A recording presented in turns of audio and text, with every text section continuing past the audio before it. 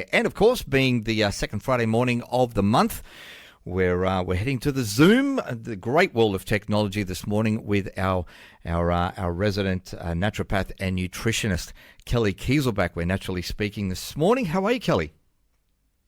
Really well, thank you. How are you today? I'm going great. All the better to see your smiling face, that is for sure. Oh, that's very nice. How have things been? Very busy or kind of just middle of the road? Oh, well, I'm busy enough with school holidays here in South Australia. So, all doing all the things with the kids. So, yep. Yeah, that is the go. Now, look, big topic this morning, and I briefly mentioned it a little bit earlier in the show, talking about the human microbiome. And a lot of people are probably thinking, really? Okay, this is an interesting one, but it is way more important than we can possibly imagine. So let's jump into it this morning. Can you tell us what is the human microbiome? Yes. Well, the human microbiome refers to a host of different microbes, so an ecosystem of microbes which live synergistically with us. So they live harmoniously with us. We support them and help them thrive, and they support us and for us to thrive as well. We have a microbiome in all different parts of our body. So we have a skin microbiome, an oral microbiome, but the one that we probably talk about the most or know the most about or is most important to whole body health is our gut microbiome. And the gut microbiome consists primarily of bacteria, but also can involve some parasites, some viruses, some yeast as well. And they live within our gastrointestinal tract. So a human adult will have roughly about 2 kilograms of bacteria in their gut. So it's a nice thought for you while you're having your brekkie this morning. Absolutely. But yeah, so important for us. And we're learning more and more about it as the research evolves, how truly important it is for so many aspects of our health. Yeah, and look, that's probably the next thing I wanted to ask you. Why is it so important for us? Yeah, so we're learning now that there are a whole host of different functions that the microbiome has for us.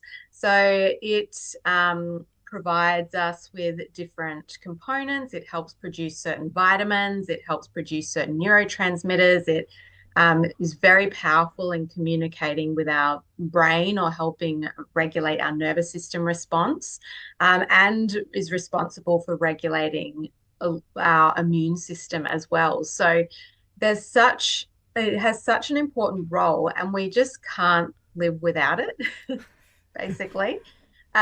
We yeah, it supports us in so many different ways. Yeah. So, what are some of the roles that you could talk to us about this morning that it actually plays, just say in our everyday waking, working, normal walking around life? Yeah, so every day your bacteria will be helping to regulate digestive function.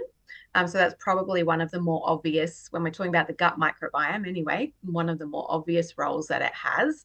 So helping removal of waste and helping reduce inflammation in the gut, helping to protect us from other infections, parasite infections, and various things.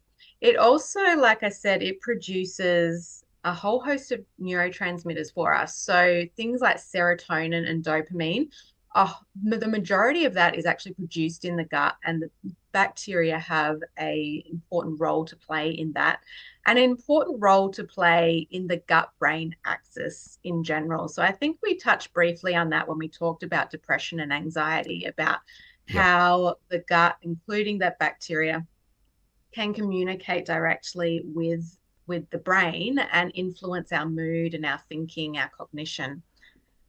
It also has a role to play in our metabolic health. So that's to do with, our blood sugar balance and even being able to maintain a healthy weight. So we now know that the microbiome is involved in that.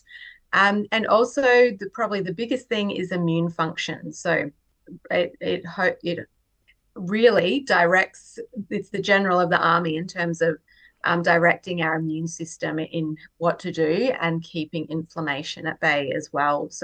So many important roles that we're learning more and more about every day. Yeah, totally. I mean, look, it really is when you think about it, it's a world within a world, isn't it? The whole human It microbiome. is. It's its own ecosystem, and a lot of researchers will kind of talk about it as its own organ. I mean, it's Yep. separate from human cells, but we actually have more bacterial cells than we do human cells.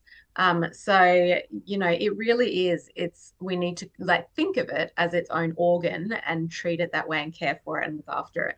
Yeah, look, I think I was reading something here just recently about the microbiome, and some staggering statistics coming out, particularly when you're talking about numbers, and they're sort of estimating it's several hundred trillion, Mm. of these bacteria, these Microscopic microscopic component. bacteria, Yeah. like basically these entities, these live entities on the inside of us, but they're all working together to try and keep us healthy. Now, before we get to a short break, how would you define, say, good and bad health in the microbiome? And we can probably touch on this a little bit later on as well. Yeah, yeah. So I suppose rather than when we probably less talk about it as a good and a bad microbiome Hmm. and more so about whether the microbiome is in balance. So most of the bacteria within us are going to be beneficial or that they're quite safe for us. They're not going to cause us any harm. Hmm. But as soon as that balance shifts and we get less of that beneficial bacteria and microbes, then it gives opportunity for other less desirable bacteria to take hold Sure. and really create a shift in that balance. That means that we start to see some upset in symptoms Hmm. and changes in the way the body is functioning because that disruption in the balance. Yeah, awesome.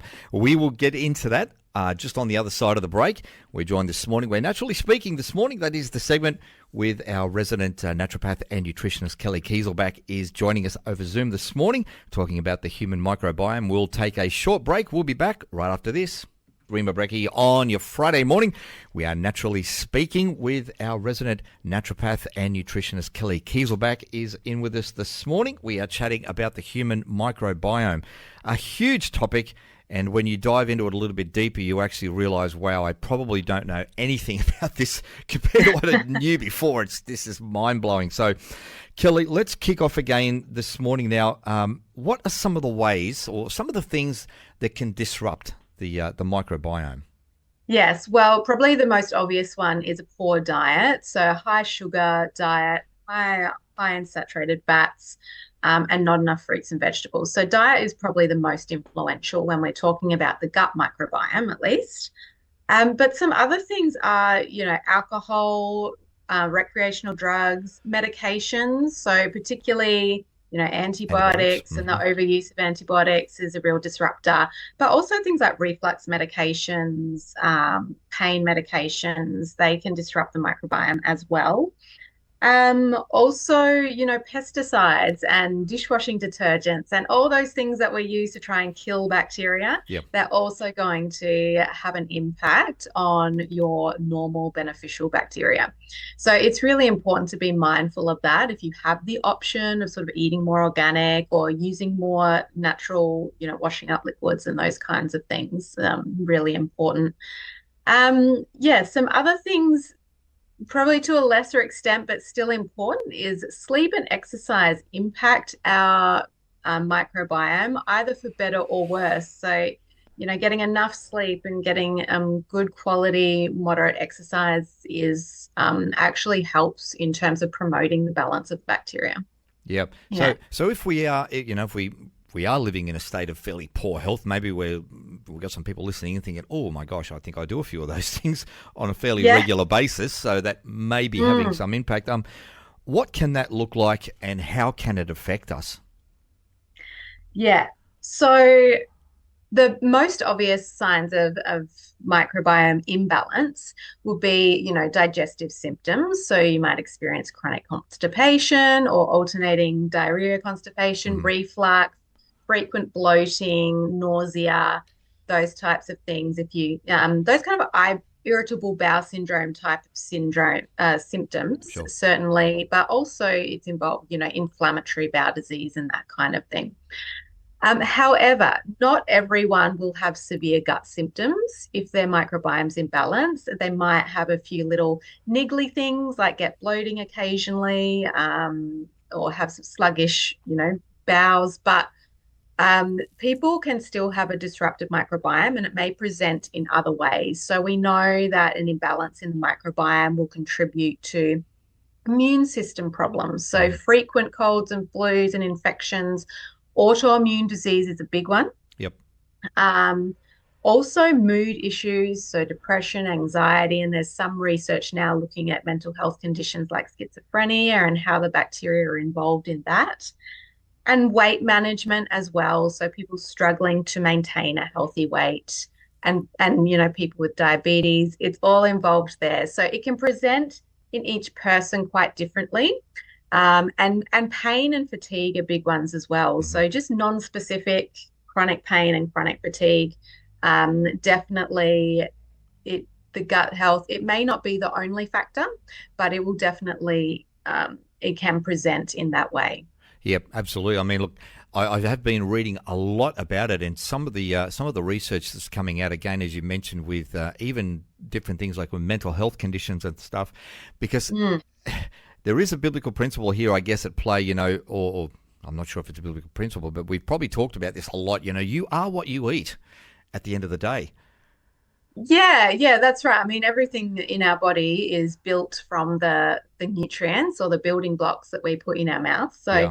and what we put in our mouth will either feed that and promote a healthy, balanced microbiome, or it won't. So that is really, it's really important. Yep. There. Now, what are some of the tips that you, as a health professional, could share with us this morning on, maybe if you've seen a couple of these things, or you're just thinking to yourself, oh, wow, I really want to try and, or at least make sure that I'm doing some things that will help out my microbiome. What's a couple of tips you could share with us this morning? Yeah, so a focus on whole foods, and specifically, and when I say whole foods, like things that haven't gone through lots of manufacturing and processing. But one of the more specific thing is the diversity of the microbiome is really important. So this means we want lots of different types of bacteria. We want a variety of different strains. This is even more important than having a lot of bacteria. It's the diversity that's really important. To promote a diverse gut microbiome, we need to have a really diverse diet.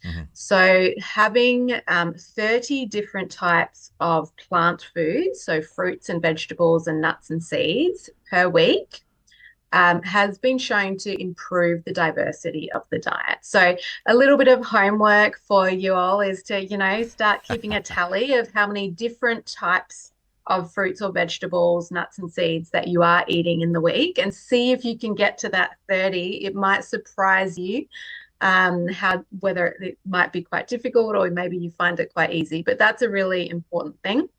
The other thing is, where possible and where it's safe to do so, avoiding some of those unnecessary medications.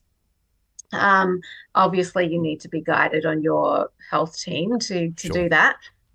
But, if you can avoid some of those, that's really important. And avoid lots of processed foods and high sugar foods. Very, very important there as well. Fiber. Your gut bacteria, they feed on the fibers in your diet, which is why it's that whole 30 different fruits and vegetables is so important, and different fibers feed different bacteria. So make sure you are getting enough fiber. The recommendation is about 30 grams of fiber a day. Most of us, wouldn't we even fall get short of that. much. Yeah. So with a typical Western diet.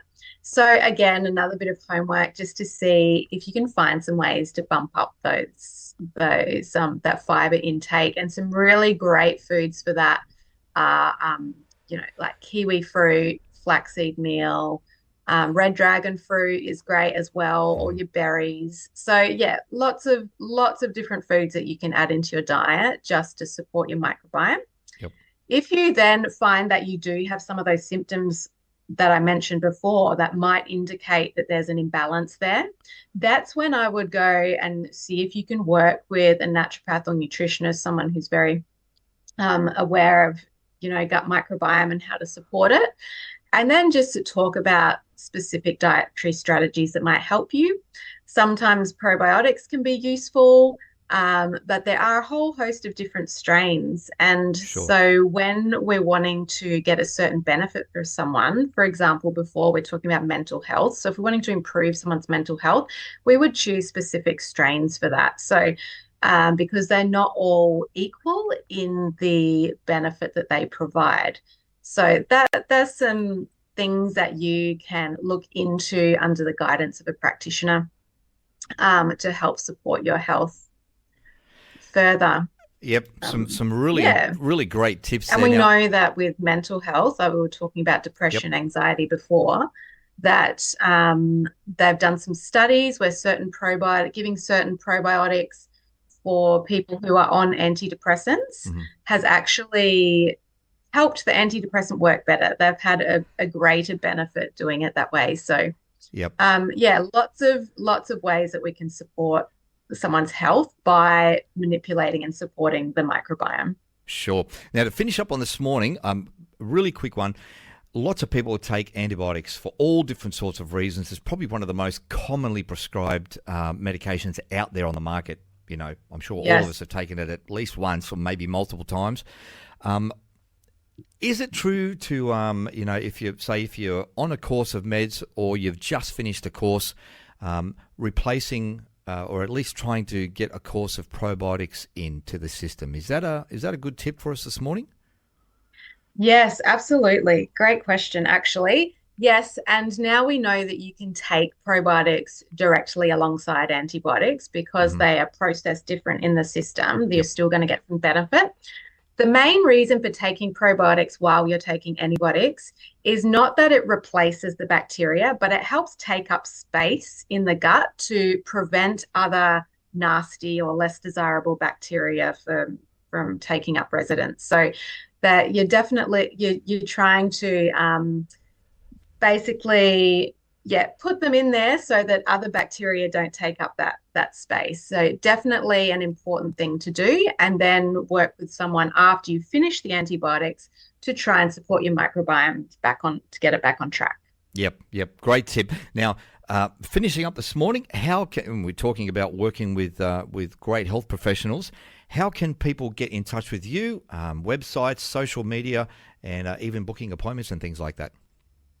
Yeah, absolutely. So my social media is Kelli K_Naturopath for Instagram. So it's Kelli with an I, or Kelli K Naturopath on Facebook. So KELLI K Naturopath. So you'll find post fairly regularly on there. There's lots of info already there on gut health and microbiome that I've spoken about. And my website is kellik.com.au.